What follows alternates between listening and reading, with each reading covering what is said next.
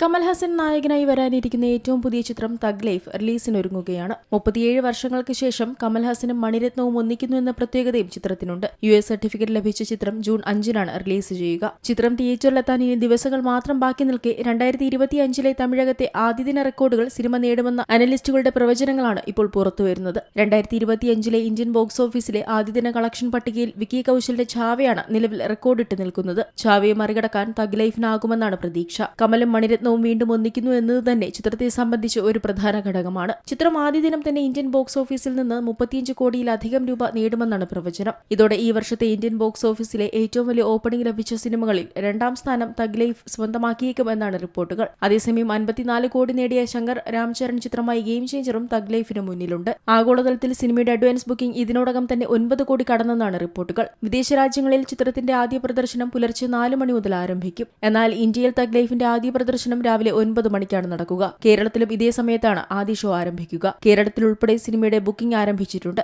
165 മിനിറ്റാണ് ചിത്രത്തിന്റെ ആകെ ദൈർഘ്യം. സിലംബരശൻ, ജോജു ജോർജ്, തൃഷ, അഭിരാമി, ഐശ്വര്യലക്ഷ്മി, നാസർ, അശോക് സെൽവൻ, അലി ഹസൻ, പങ്കജ് ത്രിപാഠി, ജിഷു സെൻഗുപ്ത, സാനിയ മൽഹോത്ര, രോഹിത് ഷറഫ്, വയ്യാപുരി തുടങ്ങിയവരാണ് ചിത്രത്തിലെ മറ്റു കേന്ദ്ര കഥാപാത്രങ്ങളെ അവതരിപ്പിച്ചിരിക്കുന്നത്. അതോടൊപ്പം തന്നെ ചിത്രത്തിന്റെ OTT റൈറ്റ്സ് നെറ്റ്ഫ്ലിക്സ് സ്വന്തമാക്കിയിരുന്നുവെന്ന റിപ്പോർട്ടുകളും പുറത്തുവന്നിരുന്നു. രാജ്കമൽ ഫിലിംസിന്റെ ബാനറിൽ നിർമ്മിച്ച് തിയേറ്ററുകളിൽ ബ്ലോക്ക് ബസ്റ്റർ വിജയം നേടിയ അമരന്റെ വിജയകരമായ കേരള വിതരണം പങ്കാളിത്തത്തിന് ശേഷം ഗോകുലം മൂവീസാണ് തഗ് ലൈഫ് കേരളത്തിലെത്തിക്കുന്നത്.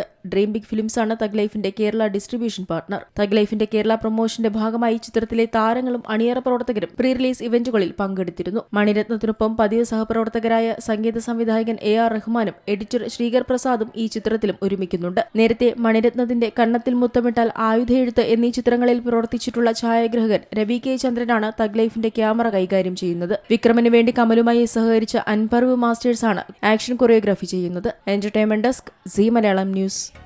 പുതിയ വാർത്തകളും വിശേഷങ്ങളും ഇനി വിരൽ തുമ്പിൽ. എല്ലാ ഡിജിറ്റൽ പ്ലാറ്റ്ഫോമുകളിലും ഇപ്പോൾ സി മലയാളം ന്യൂസ് ലഭ്യം.